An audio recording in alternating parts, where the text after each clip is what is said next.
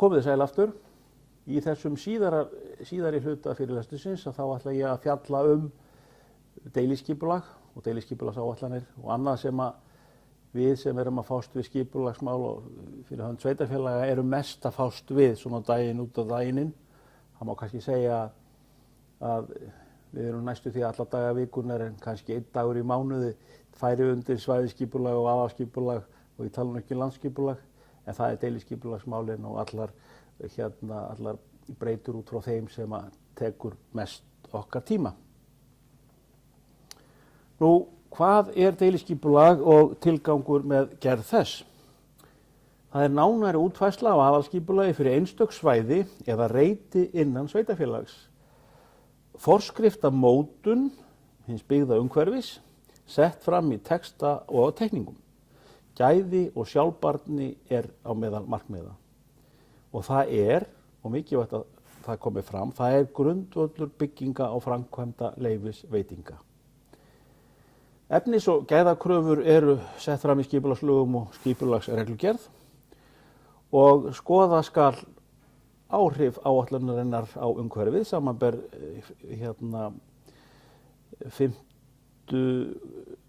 grein 5.4 í skipulagsreglugerð umhverfismat deiliskipulags.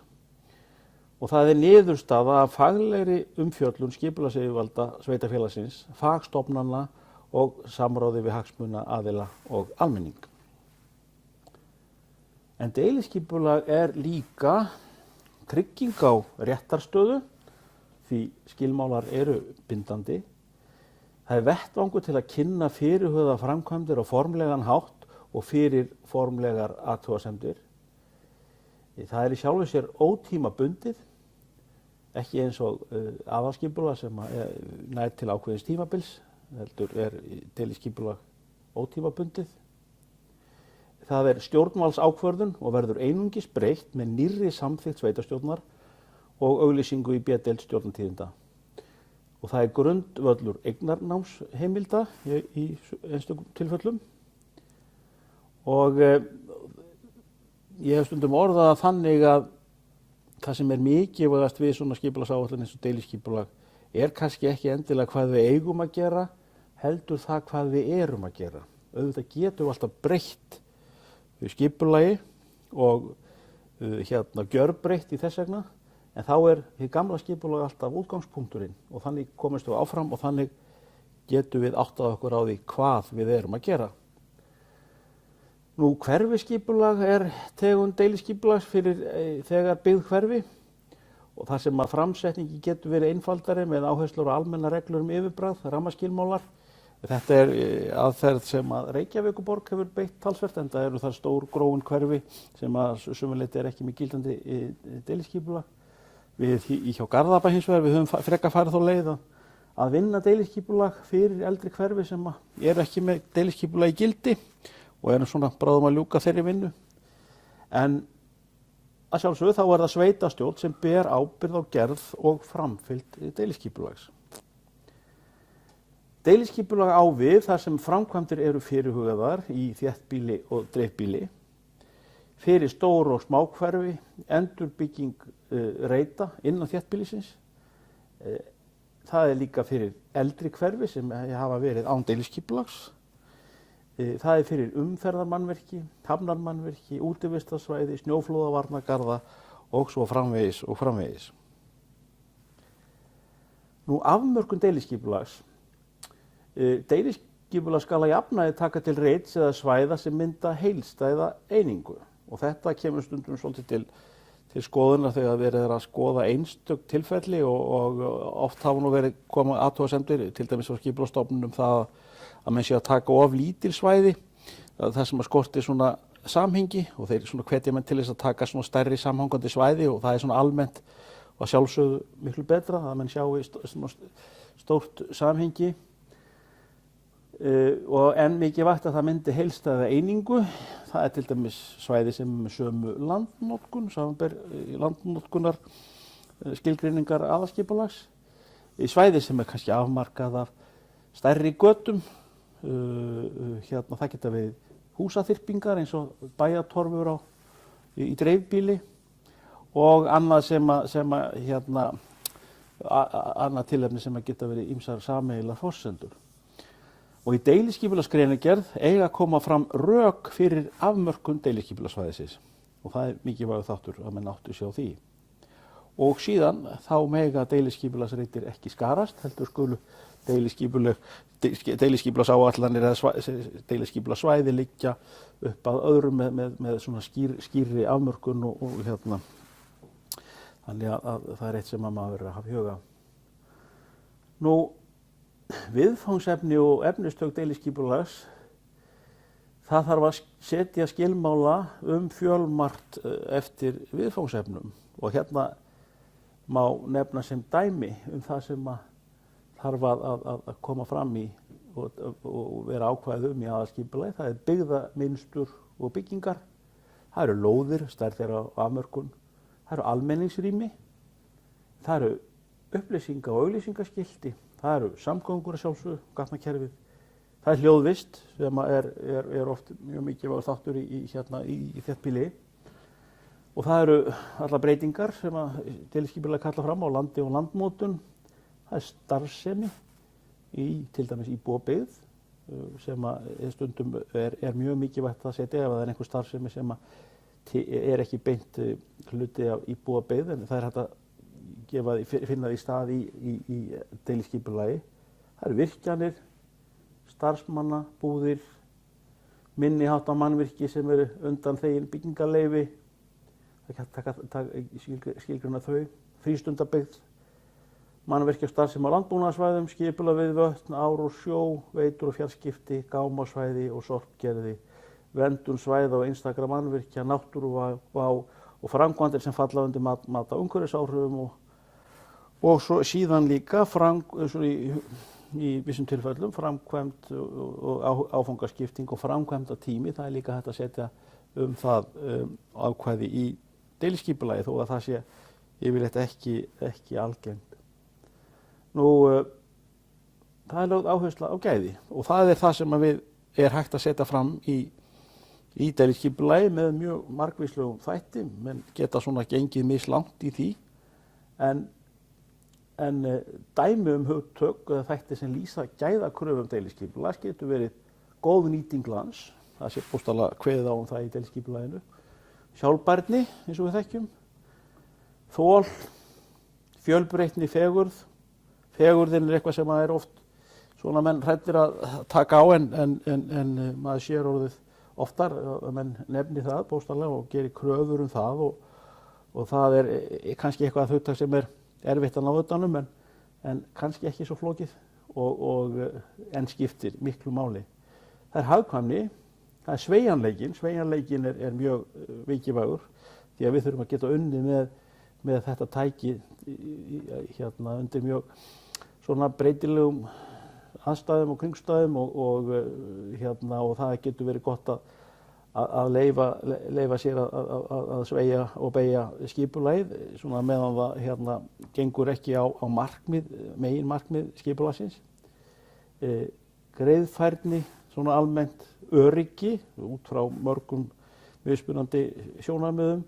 Það geta verið brunamál, það getur verið að sjálfsögðu öryggi gangandi og akandi vegfarenda, það geta líka verið mál sem tengjast náttúruvá og líka þetta að umhverfið sé skiljanlegt, að það sé svona einhver lógík í skipulaginu sem gerur okkur kleift að ferðast svæðið og komast leiðar okkar, átt okkur á aðstæðum og það getur líka tengst öryggi, að menn komist á fljótt og áttu sér strax hvert leiðin liggur fyrir til dæmis sjúkrabifreiðar eða brunabifreiðar og þess háttar. Lýðheilsa er hluti sem er hægt að taka á og setja sér markmið.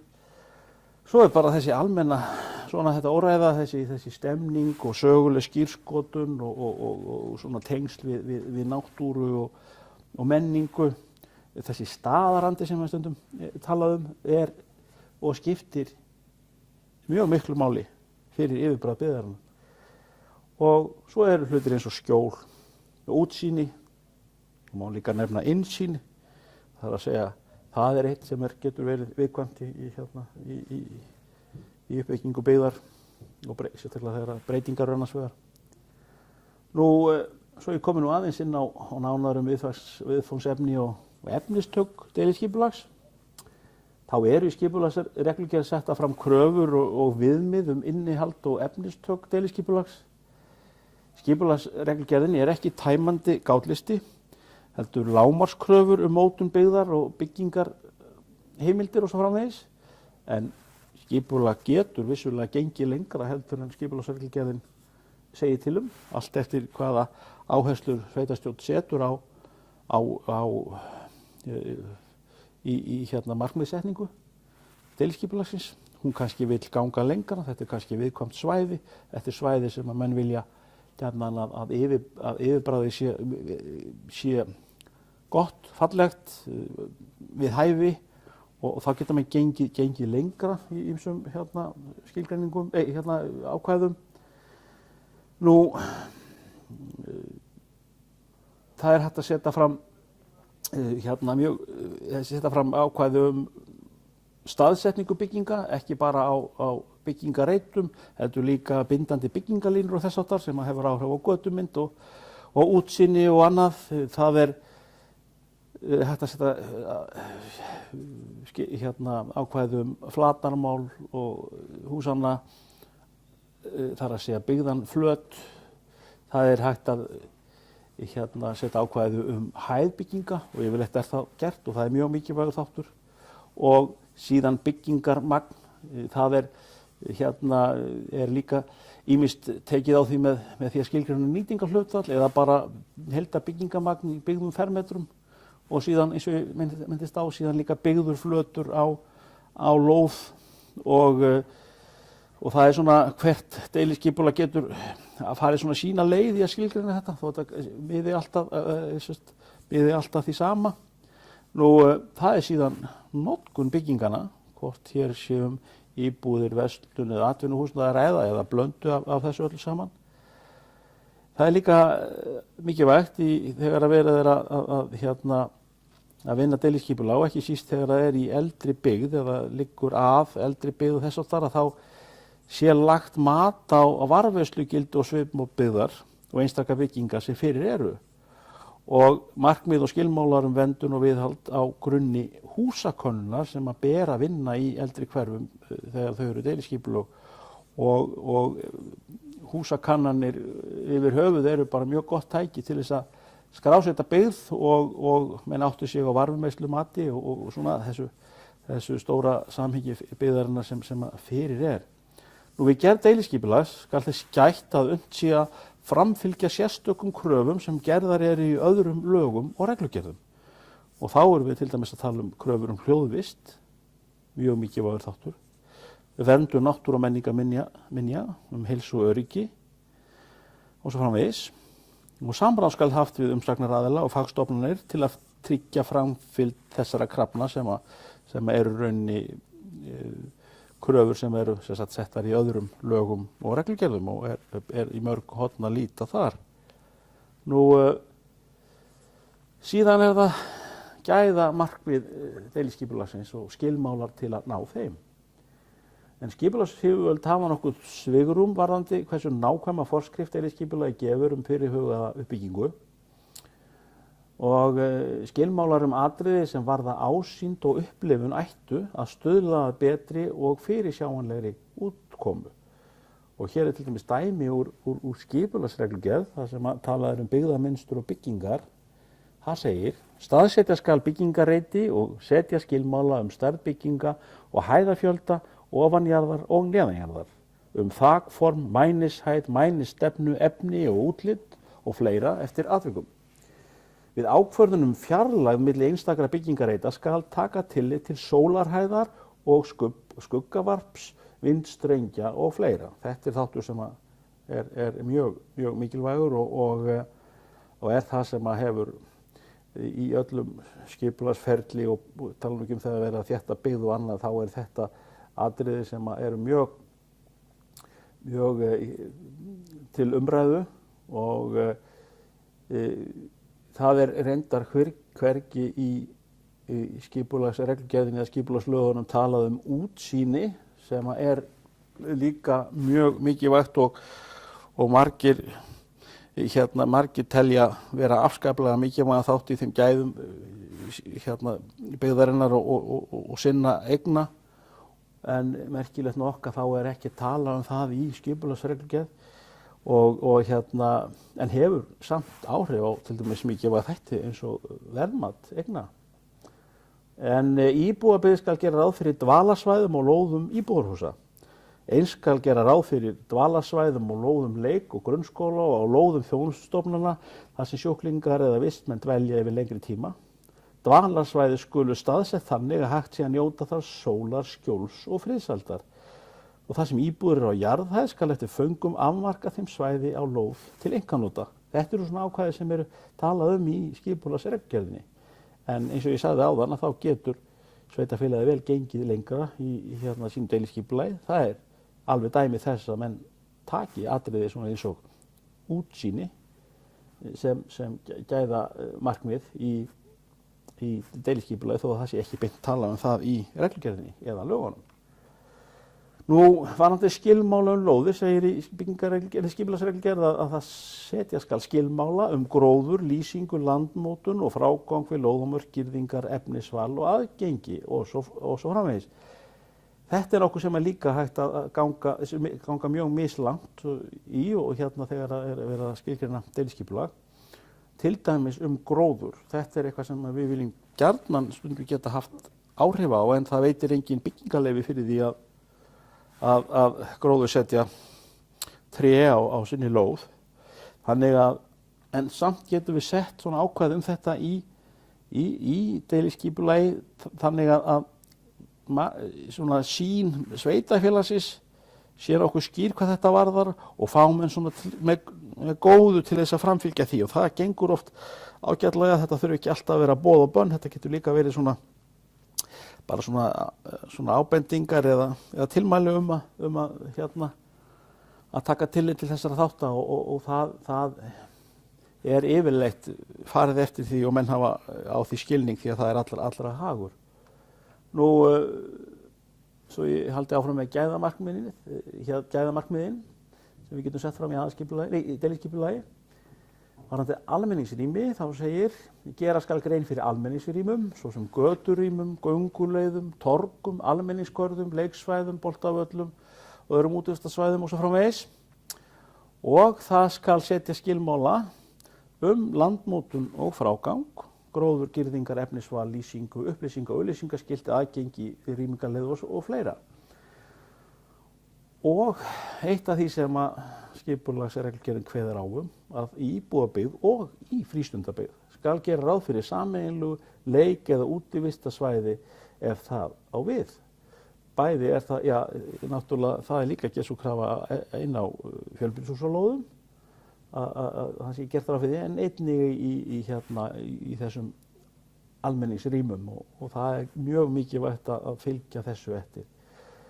Nú, það segir líka í reglugerðinni að upplýsinga- og auglýsingaskilti í íbúðabyggð skuli ekki hafa truflandi áhrif, svo sem vegna stærðar, lýsingar eða ásýndar. Og þetta ákvæði sem að til dæmis Garðabær hefur gengið lengra í aðalskipulagi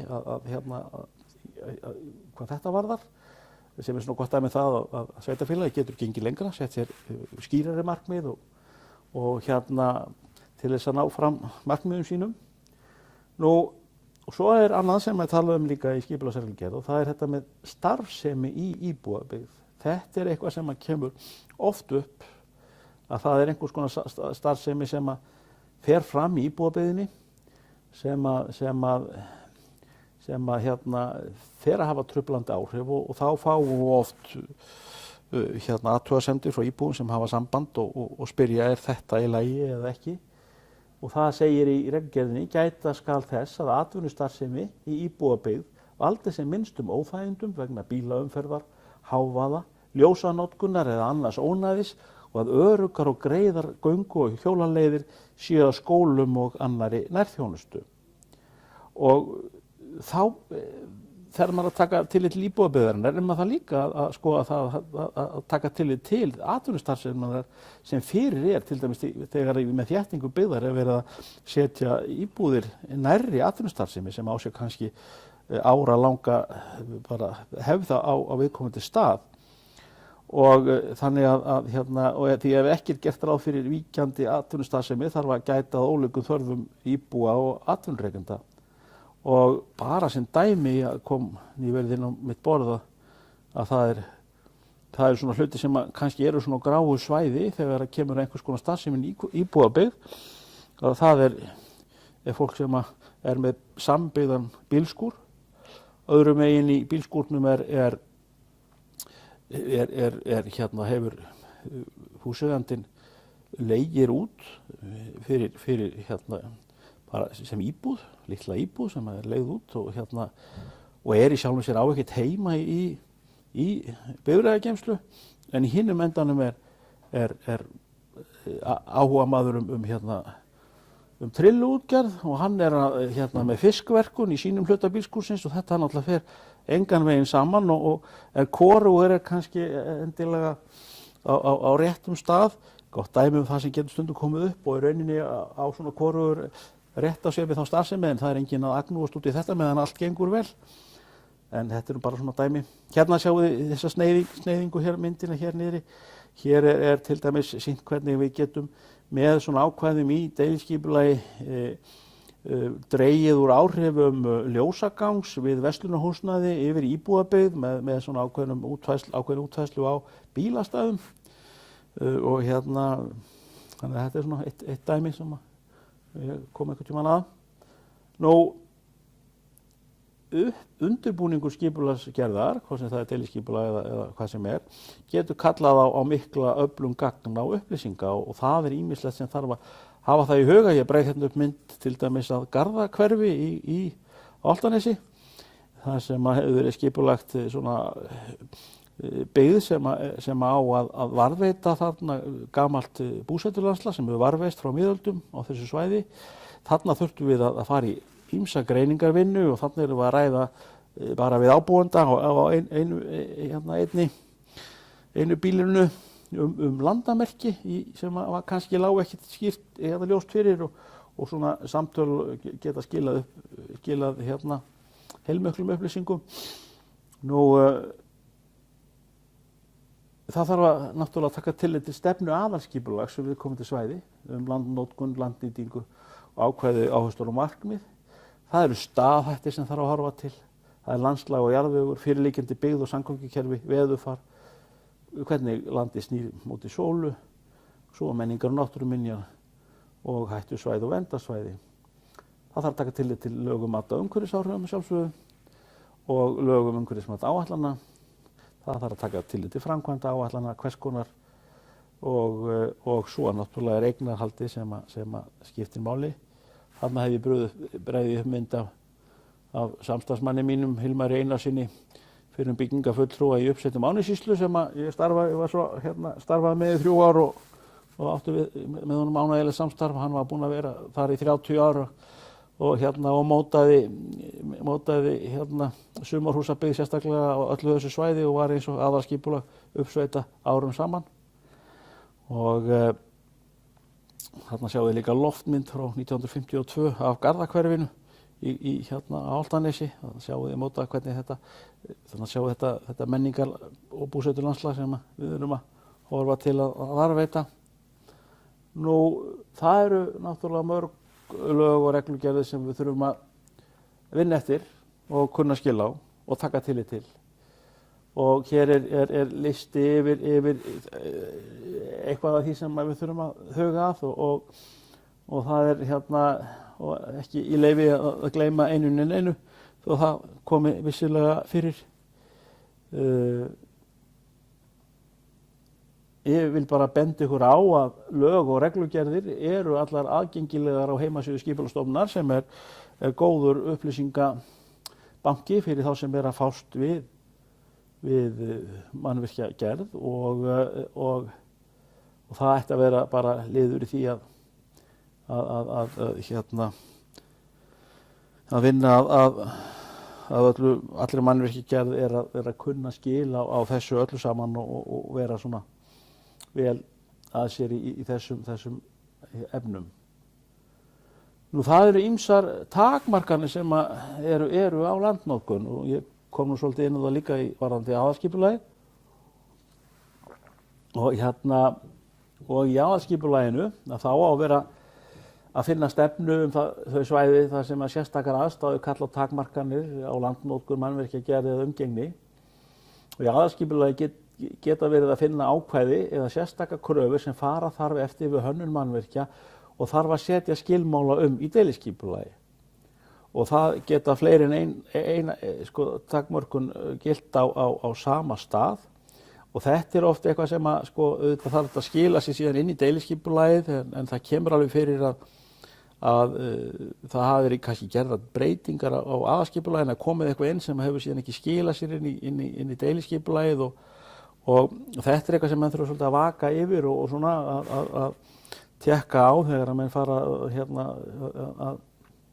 að koma að mannvirkjagerð. Og ég nú svolítið í gamni sett upp hlut sem við þurftum að gera í Garðabæ þegar við vorum að deiliskipuleggja í það sem heitir Hraunsholt eystra. Það eru Fitjar og Hólar í Garðabæ, deiliskipulag sem var unnið fyrir 12 árum og þá kom upp upplýsingar miltisbrandtilfelli og þarna var að fara í gang heilmikil uppbygging og við þurftum að setja inn í aðalskipulagið á fremstu síðu þurftum við að setja viðvörun þetta og þarna var hægt að nota deiliskipulagið til þess að þarna voru reglur viðbrögð ef að komið var niður á bein eða dýraleifar við framkvæmdir og hvað gera skyldi og þarna var sett fram í fjórum greinum hvernig ætti að bregðast við og þetta ákvæði, þessar reglur þurfti að virkja þegar menn komið þarna niður á stórgripabein og svo komu þar menn frá sóttvörnum ríkisins og lokuðu svæðinu og fjarlægðu þessar leifar og förguðu þeim á réttan hátt og þannig að þetta svona dæmi það sem svona óvenjulega vinkla sem að geta komið upp. Nú fornleifar eitthvað sem líka mikilvægt að menn taki á. Skráning fornleifa, húsa og mannvirkja skal fara fram áður en gengið frá aðalskipulagi. Og það síðan náttúrulega fornleifaskráningi fyrir allt sveitafélagi fer fram á aðalskipulagstigi en síðan þegar kemur á deiliskipulag þá svona deiliskráning og sem að geta jafnvel kallað á fornleifa uppgröft og frekari rannsóknir og það mörg dæmi það. Það verður nauðsynlegt og það hefur jafnvel tafið framkvæmdir og þess vegna eins gott að menn svona athugi þetta eins vel og hægt fyrirfram alveg á efri stigum skipulags niður í deiliskipulag. Nú og það náttúrulega byrja að hafa í huga þar margar fornleifar friðlistar og eða friðaðar. En í deiliskipulagi eiga að vera upplýsingar og skilmálar fornleifar og friðuð mannvirki en það vantar oft og ekki síst í eldri deiliskipulagsáætlunum. Nefni sem dæmi við höfum verið að vinna þar með breytingar á ferðaþjónustu, eða uppbygging og ferðaþjónustu á Hliði á Álftanesi. Þetta náttúrulega gömul rauninni gamalt býli og mikil verstöð í gamla daga og þannig allt krökkt af forminjum og við þurftum að svona fara mjög varlega og láta kanna áður en hann var hreyft við nokkru og eitthvað fannst og aðeins þurfti að hnika til að byggingareitum og það var bara ekkert flókið að gera það en maður þurfti náttúrulega bara að vera með upplýsingar það sem var að finna í jörðu. Og svo eru menningarminjar, það getur ekki alltaf verið fornleifar. Ég nefni dæmi bara úr Garðarhrauni sem þar sem að menn ætluðu hér einu sinni að byggja, bæta við einbýlishúsabyggð og út í hraunið en svo þegar betur var aðgáð og að þá náttúrulega kom í ljós að þetta var svæðið þar sem að Jóhannes Kjarval hafði verið að mála. Og það var ákveðið að hætta við byggðina, sjáum við mótífin sem hann fann þarna út í hrauni og þarna ennþá lítill skúti sem við vitum þar sem ennþá má finna dótið hans Kjarvals hérna terpentínuflaska og litadolla og leifar að strega. Þetta var staður þar sem hann geymdi dótið sitt og fór svo með leigubíl marga daga og var út í hrauni allan daginn og og málaði. Nú svo það hús og önnur mannvirki. Það náttúrulega öll hús og mannvirki sem 100 ára eldri eru friðuð samkvæmt þjóðminjalögum og Minjastofnun náttúrulega heimilt að afnema friðun. Það getur náttúrulega verið í vissum tilfellum nauðsynlegt. En önnur hús og mannvirki byggð 1925 eða fyrr og kirkjur reistar fyrir 1940, það skal leita álits hjá Minjastofnun með minnst 6 vikna fyrirvara áður en þá að breyta einhverju, flytja eða rífa. Og ég bara nefni sýni mynd til hægri.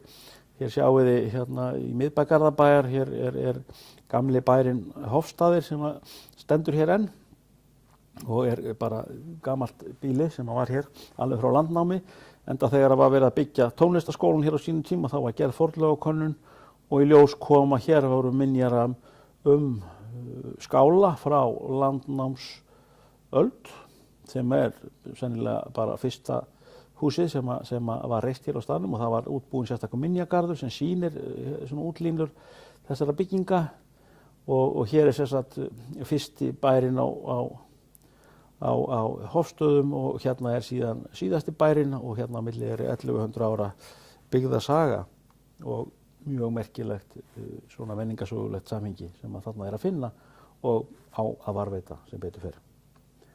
Nú það náttúruvernd, náttúrulega stór hluti af þessu öllu.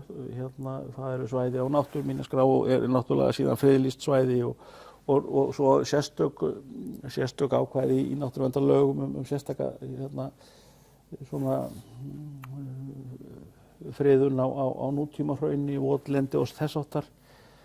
Nú það flóðahætta sem þarf að taka tillit til, hvort sem það ofanflóð eða sjávarflóð. Og það vegagerðin sem fer nú með sjóvarnirnar í dag, meðan að ofanflóðin á vegum Veðurstofunnar eins og menn þekkja. Og hættumat eitt sem líka mikilvægt. Ef ekki liggur fyrir staðfest hættumat, utan þéttbýlis, þá getur þurft að vinna staðbundið hættumat áður en unnið deiliskipulag eða leyfi veitt til framkvæmda. Og það staðbundið hættumat, það mat á staðaráhættu í einstökum húsum eða byggingarreitum og það þá Veðurstofan sem sér gerð þessa hættumats og oft bráðnauðsynlegt að vinna, ekki síst það sem menn kannski að byggja upp frístundabyggð og annars staðar, einhvers staðar þar sem aldrei hefur staðið hús. Nú, og áhrif hættumats getur haft áhrif á, þar að segja, niðurstaða hættumats getur haft áhrif á skipulagsáætlun og langar til að nefna til dæmis út á Álftanesi, þar sem við höfum verið að vinna sjálfsögðu sem náttúrulega innan Garðabæjar, að þar hefur svona kortlagning á hæði við sjávarmáli og mögulegum sjávarflóðum svona sýnt okkur að það svona ákveðin svæði sem við þurftum til dæmis í þessu nýja skipulagi að skerða, þessi byggðarfleki sem var hérna hjá Breiðabólsstöðum á Norðurnesinu, að þar var ákveðið í þetta gamla skipulagið og hérna í nýja skipulaginu þá var ákveðið að sneiða nokkuð af því og byggja annar staðar þar sem hærri við sjávarmáli því að þetta hefði kallað á uppfyllingar sem hefði haft talsverð áhrif á landslag sem við viljum náttúrulega standa vörðum þarna á þessum staðinn. Þetta svona dæmi það sem getur haft áhrif. Og svo eru ýmsir takmarkandi áhrif á þættir að auki sem þarf að skoða í deiliskipulagi. Það hávaði frá umferð, verndarsvæði vatnsbóla, frágangur fráveitna og það þarf að gera skýrslur og úttektir til þess að átta sig á því og það heilbrigðiseftirliti sem við þurfum ofta að vera í samstarfi við. Veitukerfi þarf að skoða líka strax í upphafi deiliskipulagsgerðar. Nú þétt byggð og byggð á viðkvæmum svæðum geta kallað á flóknari fráveitukerfi en áður hefur tíðkast. Við höfum til dæmis í Garðabæ verið að í deiliskipulagi Urriðaholts lagt sérstaklega áherslu á sjálfbærar ofanvatnslausnir þannig að öllu yfirborðsvatni er veitt í jarðveginn sem að skila sig síðan í stöðuvatni Urriðavatn sem þarna. Við erum að standa vörðum. Þetta nokkuð sem Garðabær hefur verið framarlega í að þróa hérlendis og munum halda því áfram í uppbyggingum á nýjum svæðum. Vatnsból þurfa verndarsvæði, raflínur þurfa helgunarsvæði og lagnir, mikilvægar lagnir þarf helst að merkja en uppdrætti líka til þess að forðast að þar verði einhver árekstrar í uppbyggingunni. Og umferðarhávaði, hljóðvistin, við stofn- og tengibrautur skal áætla umferðarhávaða og taka mið af niðurstöðu við gerð skipulagsins. Og við eigum reglugerð hávaða og það eru ákveðið viðmiðunargildi sem þarf að fara eftir. Og það flokkað eftir íbúðar og atvinnuhúsnæði og svo framvegis og það eru kröfur hljóðstig innanhús og utanhús reyndar líka og svona lágmarkskröfur sem þarf að uppfylla. Og í deiliskipulagi getur þurft að setja skilmála sérstakar byggingatæknilegar lausnir eða útfærslu byggða til að uppfylla hljóðvistarkröfur og þar þekkjum við líka að við höfum þurft að vera með svona ákveðnar útfærslur sem hafa alveg kostað sitt til þess að uppfylla þessu kröfur sem náttúrulega mjög mikilvægar fyrir þau búsettu gæðin. Eitt af því sem í skipulagi dreifbýli þarf að athuga það fjarlægð byggingarreita frá þjóðvegum, frá ám og vötnum og utan þéttbýlis þá gildir til dæmis að það má ekki byggja nær stofn- og tengivegum heldur en 100 metrar. Hérna er svona sýnt þjóðvegur hér og svona það bil 100 metra frá honum. Það skal ekki byggja, skal ekki skilgreina byggingarreiti, það getur verið ýmislegt annað. Það er svona spurning hversu skynsamlegt þetta er að þurfa þessa fjarlægð, en þetta er bara svo tala sem sú fjarlægð sem menn eru sáttur á ásáttur að vinna með í skipulagsreglugerð. En síðan fjarlægð frá ám, vötnum og sjávarkambi, það er líka talað að byggja 50 metra frá árbakka eða vatnsbakka. Og ég þekki það, þegar ég var að vinna í uppsveitum Árnessýslu, þá var stundum fórum menn eitthvað að rökræða hvenær verður lækur á og hvenær verður vatn tjörn og er í lagi að byggja nær tjörn af því að í skipulagsreglugerðinni var talað vatn. En þetta er eitthvað sem kannski verður líka að meta svona bara aðstæðu hverju sinni. Stundum er hægt að víkja eitthvað út frá þessu ef það er bara skynsamlegt og fer betur, en vera stundum að líka svona að beita svona almennri skynsemi og tilfinningu fyrir því hvað fer vel og hvað ekki og svona gefa líka möguleika á því að vinna hlutina með þeim hætti.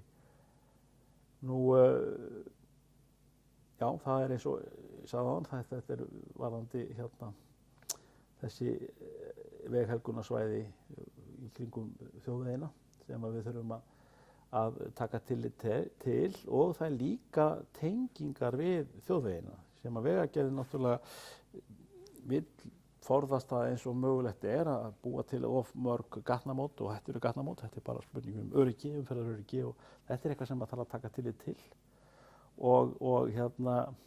Og stundum vilja menn fá sína tengingu beint við þjóðveginn og vilja ekki fá vegi gegnum sitt land og svona, og það þýðir ekkert að vera eitthvað að taka of mikið tillit til þess þegar að öryggi er annars vegar, það náttúrulega hlýtur að ganga fyrir. Svo eru fjarlæg byggingar frá lóðamörkum. Það náttúrulega eitthvað sem er kannski ekkert hægt að skilgreina nákvæmlega í reglugerð, en hins vegar þar var náttúrulega að taka á því í byggingarreglugerð þegar litið er kröfur brunamótstöðu, og það er það bara, þá tekur bara byggingarreglugerðin við því, en auðvitað er betra svona eftir föngum að láta deiliskipulagið að skilgreina nægjanlega fjarlægð á milli húsa, þannig að það þurfi ekki að vera að fara í ýtrustu kröfur sem geta kostað sitt varðandi þetta. Þetta er eitthvað sem maður skoðar alltaf en fjarlægð bygginga frá lóðamörkum er ákvörðuð í deiliskipulagi. Eins og allir vita þá geta hús staðið býsna nærri hver öðrum, þau geta verið sambyggð eða hvernig sem er, og það er deiliskipulagi sem að tekur á því. Það er líka aðkoma að landi annarra. sem er stundum oft viðkvæmt, sérstaklega úti utan þéttbýlis, og það er ekki allir sem eiga þyrlu til að fljúga í bústaðinn sinn. Menn þurfa að komast landleiðina og þá þarf að fara annars manns land og stundum ekki alltaf þjóðvegurinn sem liggur upp að eigninni, og það er eitthvað sem menn verða bara að leysa, og það getur enginn heft aðkomu annars landeiganda að sínu landi ef hann fær að reisa þar hús eða vill reisa þar hús eða hvernig sem er, og ekkert annað sem kemur í veg fyrir það. Nú, það er eitt sem líka er eitthvað sem er svolítið að koma í umræðinni. Við höfum ekki ennþá, guðsjálf, fengið skógarelda hér sem hægt er að tala um, svona það sem þekkist erlendis, en það er eitthvað sem við getum vel staðið frammi fyrir, og þá þarf í sumarhúsabyggð sem er oftar en ekki staðsett í kjarrlendi eða skóglendi, það þarf að huga að aðkomu slökkviliðs og það er eitthvað sem er full ástæða til þess að taka mjög alvarlega, og eru víða hverfi sem eru með mikla byggð sem er ekkert endilega auðvelt að komast að, og þannig að þetta er eitthvað sem við megum ekki gleyma. Nú, svo er það allavega starfsemi sem kannski við þekkjum úr í dreifbýlinu. Það eru alveg fuglar, lóðdýr og svínabú sem eru með svona þurfa sitt útþynningarsvæði varðandi lykt og annað sem getur verið truflandi, en þurfa samt að eiga sér stað, og það er eitt sem í dreifbýli er oft þarf að taka á í deiliskipulagi og takmarka þá landnotkun í nágrenninu. Nú deiliskipulagstillögur, þær eru náttúrulega settar fram í yfirleitt í greinargerð og á deiliskipulagsuppdráttum. Samkvæmt lögum mat á umhverfisáhrifum áætlana, þá þarf oft að fylgja umhverfisskýrsla sem stundum bara í sérhefti, stundum hluti af greinargerðinni. Það þarf að vera skýringar uppdrættir og jafnvel líkön til frekari glöggvunar á ákvæðum deiliskipulagsins, og svo fylgir þessu oft, deiliskipulagsgreinargerðir eru oft ágætistækifæri til þess að safna upplýsingum á einn stað skipulagssvæðið, og það getur verið ýmislegt sem kannski er ekkert endilega svona í fljótu bragði eitthvað sem tilheyrir deiliskipulaginu, en það getur samt verið gott á þessum stað bara sem almenn upplýsingar að halda þið til haga í skýrslunni, því að þeim meiri upplýsingar, þeim betra. Nú, algengustu skilmálar sem eru settir fram í deiliskipulagi, það eru svona atriði eins og byggðarmynstur, það er þéttleiki, yfirbragð, það er landnýting, og ekki rugla saman landnýtingu og landnotkun. Þegar við tölum landnýtingu, þá er það nýtingarhlutfallið eða byggingarmagnið á landinu sem við erum að fjalla um. Landnotkun er aftur á móti hvernig notum við landið. Það eru þetta íbúðir, iðnaður, leikvellir, íþróttasvæði og svo framvegis. Við þurfum að sjálfsögðu að setja ákvæði afmörkun lóða og stærðir þeirra. Það getur oft verið eitthvað sem að breytist við nánari hönnun, eins og gatnahönnun og annað þegar það kemur að framkvæmdum, og þá þurfa að vera helst fyrirvarar í deiliskipulaginu sérstaklega í svona nýrri byggð það að það geti eitthvað breyst sem er þá sett fram síðar á mæliblöðum með þessar. Nú, við kveðum á húsagerð, byggingarreiti, það er að segja umfang byggingar, hæð, vegghæðir, staðsetning mannvirkja innan lóða.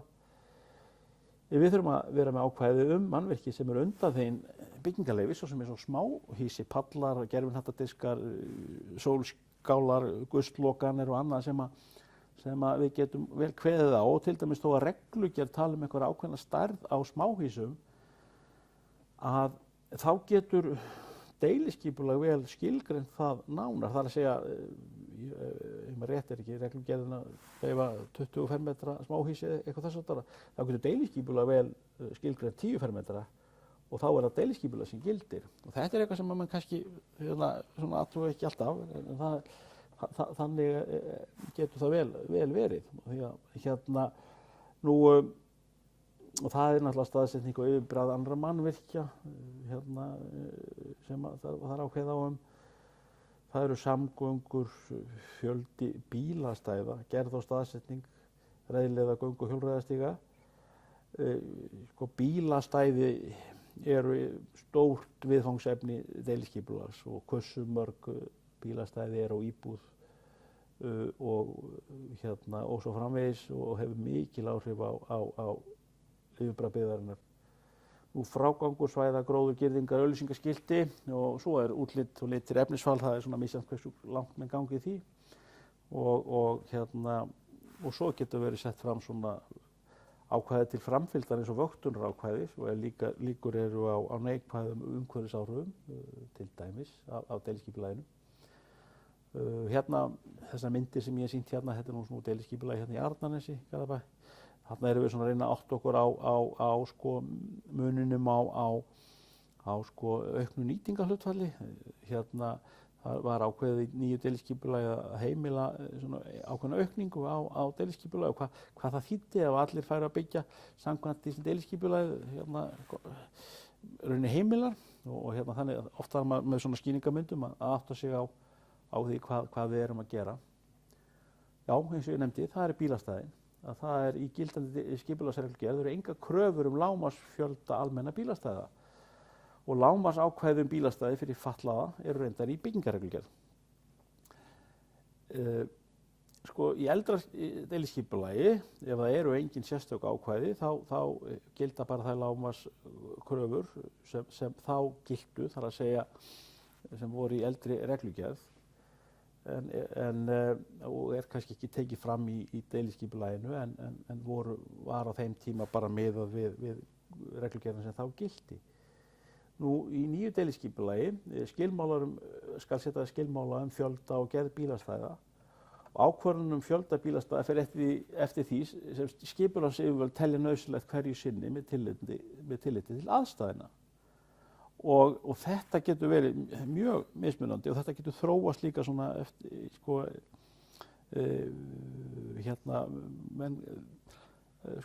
fengir reynslu, og þá oft bílastæða þörfin kannski óþarflega skilgreind óþarflega mikil, og þá kannski engin ástæða til þess að viðhalda því, heldur að reynslunni þá geta menn nýtt svæði sem fer undir bílastæðin í eitthvað annað, eða þá maður þurfa bókstaflega að fjölga bílastæðum. Það líka, þannig að þetta eitthvað sem svolítið svona breytingum háð, og þróunin getur skilað okkur í ýmsar áttir hvað það varðar, en þetta eitthvað sem mjög mikilvægt að vinna með í deiliskipulagsgerð, og oft á borði okkar sem erum að fást við þessi mál í þéttbýli. Svo ýmislegt sem kannski eitthvað sem telst ekki til deiliskipulagsskilmálana. Menn geta vel sett fram í greinargerðum, bæði þegar verið að lýsa forsendum, og eins verið með svona umfjöllun og upplýsingar í viðaukum og annað sem kannski varða ekki sjálft deiliskipulagið, þar að segja ekki ákvæði þess, en engu að síður gott að vita af, og getur verið samt fyrir hluta greinargerðinni. Það eru svona hlutir eins og eignarhald. Það getur verið kannski allt annað eignarhald heldur en sýnilegt deiliskipulagsuppdrætti. Það geta eignamörk stundum bara legið þvert á lóði sem búið að skilgreina, og það þarf þá að vinna í því í kjölfarið að skilgreina það. Það ekki sama land sem þinglýst eign eða þá lóð í samkvæmt skipulagi, og þó að menn reynir náttúrulega og að síðan að samhæfa það þegar sérstaklega þeim fara náttúrulega að byggja, og þetta orðið verðmæti, þá þarf helst að falla saman skipulag og eignarhald, en það er ekkert alltaf þannig. Nú það geta verið allavega ákvæðum notkun sem miðast aðeins við starfsemi tiltekins fyrirtæki sem á staðnum í einhver tíma og svo kemur eitthvað annað fyrirtæki sem þarf ekkert á þeim reglum að halda og þá fer það ekkert, það sér ekkert inn í skipulagið. Nú allavega atriði sem varðar gerð og viðhald mannvirkja og svo framvegis og ákvæðum dýrahald og ákvæðum félagsaðild. Þetta er svona hluti sem í sjálfu sér er ekkert eitthvað sem er endilega skipulags eitthvað sem kveður á í deiliskipulagi, enda skulu ákvæði deiliskipulagsins vera grundvöllur leyfisveitinga eins og byggingarleyfis og framkvæmdaleyfis og þess háttar. Og þá er það kannski eitthvað sem er alfarið svona ótengt því, en getur verið gott að vera samt með upplýsingar það inn í greinargerð, þó það sé ekki í þeim kafla greinargerðarinnar sem eru bókstafleg ákvæði. Nú svo heldur lífið áfram og deiliskipulag er náttúrulega, deiliskipulagsáætlanir eru lifandi áætlanir, lífið heldur áfram og það breytast hlutir og þá er náttúrulega þarf að vinna deiliskipulagsbreytingar sem við fáum mikið við og þá skiptir máli að það sé sett fram á skýran hátt og þá er líka mjög mikilvægt að menn geri greinarmun á því sem eru skipulagsskilmálar og því sem ekki skipulagsskilmálar. Og stundum fær maður svona tillögur að einhverjum deiliskipulagsbreytingum sem að fjalla allt mögulegt annað og maður að fara ofan í einhver smáatriði sem skiptir engu máli. Það er mjög mikilvægt að það sé mjög skýr framsetning á öllum svona breytingar, öllum deiliskipulagsbreytingum og skiptir máli að þetta sé skýr framsetning og menn haldi sig við aðalatriðin í þeim efnum og sé alveg ljóst hverju er verið að breyta og líka af hverju með svona lágmarks greinargerð það. Nú, deiliskipulagið er sett fram á ýmsan hátt, þetta er svona dæmi úr Urriðaholti í Garðabæ, vinstra megin er hinn eiginlegi deiliskipulagsuppdráttur, það sem kemur náttúrulega fram lega gatnakerfisins og síðan lóðirnar og byggingareitirnir, en síðan hér hægra megin sjáum við það sem er bara skýringaruppdráttur svona til að auðvelda manni að lesa skipulagið og þá er ekki byggingareitirnir heldur svona það bil svona það sem maður getur séð fyrir sér sem byggingamagn inn á þessum lóðum og það er líka mikilvægt svona til að skýra myndina að vera með svona skýringaruppdrætti. Nú það er líka oft nauðsynlegt að gera séruppdrætti, í þessu tilfelli líka hér vinstra megin er dæmi deiliskipulag í Urriðaholti, þarna sjáum við þessa rauðu merkingar inn á uppdrættinum, þar þurftum við að þekkja jarðsprungur á svæðinu og leggja byggingareiti þannig að það færi ekki þvert yfir þessar sprungur því að við vitum þær að það sé rólegt í dag að leið á fyrir einhver eldvirkni í gang á Reykjanesskagann og það geta svona sprungu farið á hreyfingu og þá er nú ekki gott að byggingin sé beint yfir. Við erum í millitíðinni búin að breyta þessu meira, taka meira tillit til jarðsprungnanna og þetta er eitthvað sem við bara þurfum að þekkja. Hérna skilgreind líka hættumörk inn á þessum uppdrætti. Hér er miltisbrandurinn sem við erum að benda á og meira í segja þessu skipulagi var tekið tillit til Alfabyggðar en það er nú annað mál. Og svo eru svona yfirlitsuppdrættir eins og þessi hérna hægra megin, það sem reynir svona að sjá þetta svona í stærra samhengi, en þarna reynda vantar upplýsingar sem síðan hafa bæst við eftir því sem byggðin kemur og reynda til rammaskipulag þessu svæði líka sem við þurfum að taka tillit til. Nú það eru hérna svona dæmi hvernig við erum að vinna. Hér vinstra megin er svona eldri byggð sem var tekin og deiliskipulag og settu svona nýju skilmálar og til að ná betur yfir samhangandi svæði og þarna voru líka boðaðar svona breytingar á gatnakerfinu og öðru í gróinni byggð. Hérna er nú bara deiliskipulag á Hesthúsabyggð sem að Garðabær og Kópavogur stóðu það sameiginlega. Hérna sjáum við bæjarmörkin hvernig liggja hérna í gegnum svæði og hér voru svona dæmi deiliskipulag það sem að sveitarfélög stóðu saman að og enda oft nauðsynlegt að líta yfir bæjarmörkin í því samhengi og menn mættu gera meira af því. Og þetta er nú bara svona dæmi deiliskipulag í gróinni byggð sem við erum að vinna og höfum verið að vinna og hvernig er hægt að skilgreina það upp og nýtt og hvað ber að taka tillit til þess í því samhengi. Hér erum við að skilgreina allir með nýtt eitthvað sem ekki var gert áður, það er nýtingarhlutfall, en þar erum við að reyna að standa vörð þá byggð sem er risin þarna fyrir og það er svona ákveðna takmarkanir sem menn alltaf þurfa að búa við ef á að viðhalda þeim gæðum sem þetta hverfi hefur búið við hérna frá upphafi og er svona hluti af því að menn vilja gjarnan byggja þarna dýrar eignir. Og þarna er til dæmis dæmi hvernig þetta er að taka á gróðri og útsýni og umhverfisgæðum. Þetta er eitthvað sem er kannski ekki eitthvað sem er auðvelt að framfylgja en þetta er samt tilraun til þess að hafa svona hafa áhrifa á það sem að skiptir íbúana miklu máli.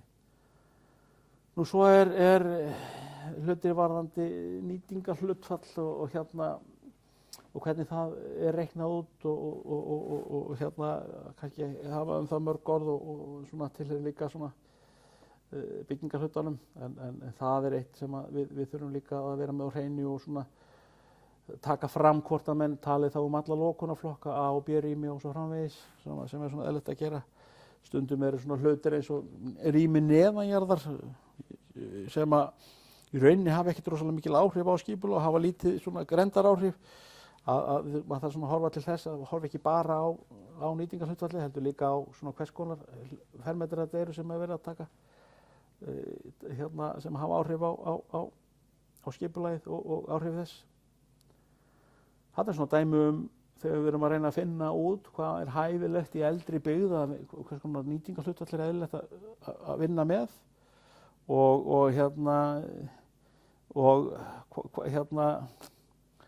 hvernig það mismunandi nýtingarhlutfall hversu mikil áhrif það hefur á yfirbragð byggðarinnar. Þetta var fyrir einnar hæðar byggingar og hér fyrir tveggja hæða og þannig sjáum við hvernig mismunandi nýtingarhlutfall hefur mismunandi áhrif á yfirbragð byggðarinnar. Svona er stundum nauðsynlegt að gera svona skýringamyndir þannig að menn átti sig á því um hvað er að fjalla og það er ekki alltaf fagmenn sem að taka ákvarðanir skipulagsmál og þess vegna þurfum við stundum að gera þetta svona aðgengilegt fyrir þá sem að fara með valdi sem eru þá kjörnir fulltrúar og svona skýringamyndir og annað getur verið mjög mikilvægt að láta vinna og auðvelda mönnum alla ákvarðanatöku. Nú, ég ætla ekki að fara eitthvað mikið ofan í þetta, bara merkingu hæða og hæðasetning, það náttúrulega er líka það sem skiptir máli og hvað er hæð og hvað, svona, ef við tala um hæðir og hversu há er þá hver hæð og hversu, það er mænishæð og vegghæð og allt þetta skiptir mjög miklu máli yfirbragð byggðarinnar.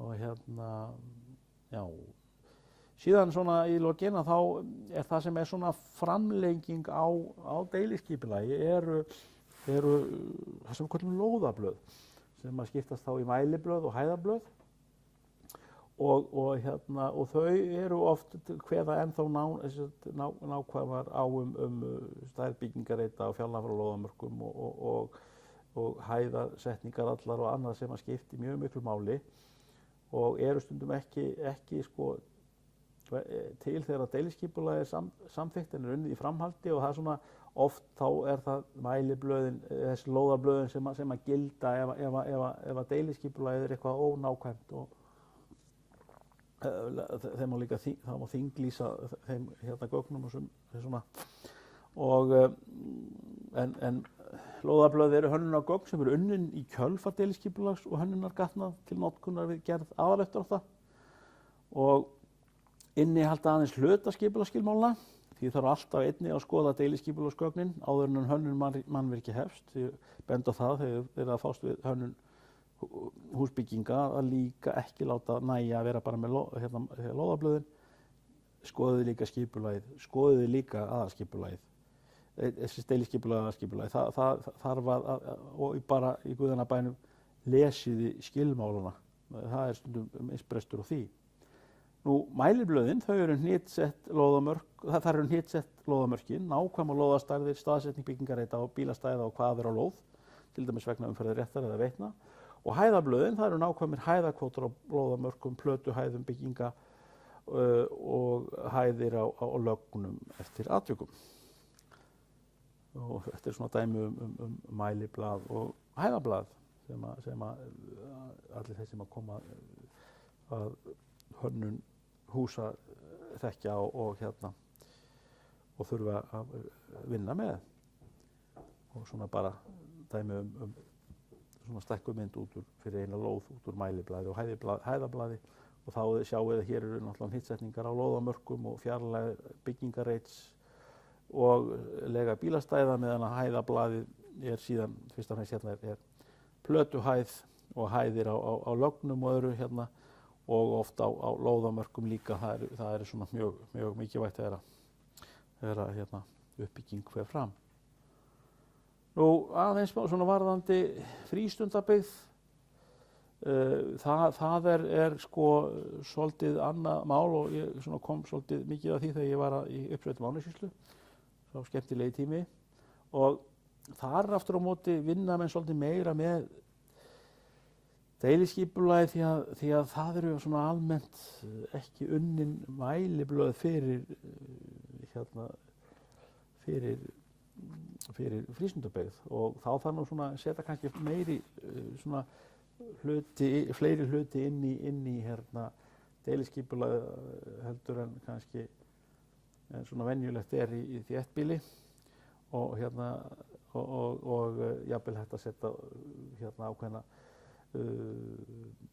hvað er hæðir og stærðir náttúrulega lóða og svo framvegis, þannig að það er svona oft að fylgja því vel eftir þá í deiliskipulaginu til að tryggja það að menn séu svona að uppbyggingin fari fram þannig að það sé ekki einhver misskilningur eða átök sem því fylgja.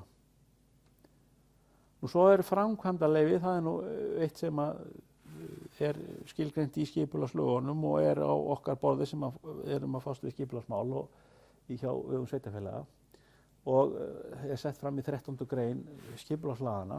Það segir aflaskal framkvæmdaleyfis sveitarstjórnar vegna meiri háttar framkvæmda sem áhrif hafa á umhverfið og breyta ásýnd þess, svo sem breytingar lands með jarðvegi eða efnistöku og annarra framkvæmda sem falla undir lög mat á umhverfisáhrifum.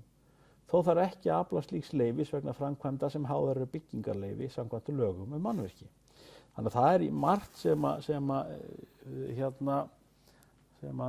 er náttúrulega undir þessum skilgreiningum og það er til dæmis allavega í þéttbýlinu, þá er það oft það sem snýst að stígagerð og þess að það og svona landmótun á opnum svæðum og þess að þar veitum við framkvæmdaleyfi og höfum þannig þessum grundvöll framkvæmdana og er mjög mikilvægt að hafa þetta tæki til að stýra uppbyggingunni og oft á viðkvæmum svæðum. Það er til dæmis þarf að veita framkvæmdaleyfi fyrir stórar framkvæmdir eins og stofnbrautir í gegnum byggðina og það eru mikil gögn sem að geta fylgt þannig framkvæmdaleyfum. Nú, svo ég ekki nú aðeins að byggingum í eldri hverfum að það er að mörg að hyggja þó að jafnvel þó að það sé gamalt deiliskipulag fyrir hendi. Það þarf að kunna skila á gömlum leigusamningum og það getur verið einhver hefð fyrir lóðamörkum, það getur verið stór tré sem eru komin og þarf að einhvern veginn að reyna að ná utanum og jafnvel að setja ákvæðum eða þarf að segja að stuðla að því að menn svona fjarlægi tré eða gróðursetji með einhvern öðrum hætti. Nú, það geta verið ósamþykktar byggingar, það geta verið vantar upplýsingar lagnir og þess háttar og svo framvegis. Nú nefni dæmi, hér er eitt hverfi í Garðabæ sem við eigum gamalt skipulag. Þar heitir þetta lóðir fyrir ungt fólki sem býr þar í dag, er allt komið á sjötugsaldur og getur varla talist ungt fólk ennþá, en ennþá stendur það í skilmálinu, hérna í skilmálum deiliskipulagsins, en það svona ýmislegt sem þarf að huga að. Og ef það ekki til deiliskipulag, hvað gerum við þá? Það bara mörg dæmi þess að þá höfum við náttúrulega, það þarf alla framkvæmdir þurfa að vera í samræmi við skipulag, og þegar við horfum á byggingarleyfi þá það meginreglan að það sé til deiliskipulag, en ef deiliskipulag ekki til þá eru ákveðnar leiðir í skipulagslögunum að hægt að vísa einstaka umsóknum byggingarleyfi til grenndarkynningar, og það þá ef að framkvæmd í samræmi við aðalskipulag varðandi landnotkun, byggðamynstur og þéttleika byggðar. Það þá allavega grundvallarforsenda að það þarf að vera í samræmi við aðalskipulag, og þetta eitthvað sem við beitum oft þegar við eigum ekki deiliskipulag, en stundum eru framkvæmdina þá þess eðlis að við teljum bara að við þyrftum að eignast deiliskipulag, þá bara væri farin sú leið, og þá tekur það náttúrulega lengri tíma. Og það eins með framkvæmdarleyfi, það náttúrulega meginreglan að deiliskipulag sé fyrir hendi, en þá líka hægt að grenndarkynna framkvæmdarleyfisumsóknir og grundvöldi þess. Það eru dæmi þess líka að við höfum notað aðalskipulag sem grundvöll fyrir framkvæmdarleyfi, til dæmis á opnum svæðum í stígagerð og þess háttar, og það er svona hægt að fara þá leið ef að þetta gerð vel grein fyrir því í ákvæðum í aðalskipulagi. Nú byggingarleyfi, það náttúrulega þegar að deiliskipulag liggur fyrir, þá kemur nú þá bara eru hönnunargögn samkvæmt byggingarreglugerð, en ef það við þurfum að grenndarkynna byggingarleyfisumsókn, þá getum við stundum þurft að fara fram á öðruvísi gögn, til dæmis fyrir nágranna og aðra, til þess að þeir átti sig betur á því umfang byggingarinnar og þess háttar, og þá eitthvað sem kannski meira heldur en þau hönnunargögn sem þarf fyrir byggingarleyfið. Við erum stundum líka bara biðja fólk að fara ekki of langt með hönnunina, það getur bara verið svona hlutir sem skipta máli varðandi grenndaráhrifin sem við óskum eftir, og gera skýringamyndir og annað. Þrívíddarmyndir geta verið mjög góðar í þeim tilfellum, og þá grenndarkynnum við það þannig að nágrannar átti sig vel á því hvað kemur, og ef það verði einhverja breytingar eða verið hafnað, þá sé ekki búið að fara í fullgerðar byggingar nefndar teikningar, eða byggingarleyfisumsóknina, og menn þurfi þó bara að kasta því öllu til hliðar, og í því getur legið heilmikil vinna.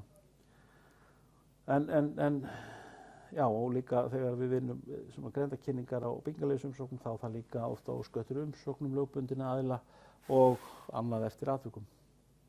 Og það eins með framkvæmdarleyfi, við þurfum ekkert að fara eitthvað nánar út í það. Ég bara bendi enn og aftur á Skipulagsstofnun, hvað hægt að finna á heimasíðu Skipulagsstofnunar, og það líka skipulagsvefsjá sem mjög þægilegt til þess að fá upplýsingar stöðu skipulagsmála, og líka allavega útgefið efni, gagnagrunnar og upplýsingar lög og reglugerðir. Þetta allt að finna þessar ágætu heimasíðu, og ég hvet ykkur til að kynna ykkur það að sjá hvað þetta til staðar, og vera svona kunna nýta ykkur þær upplýsingar sem það að finna.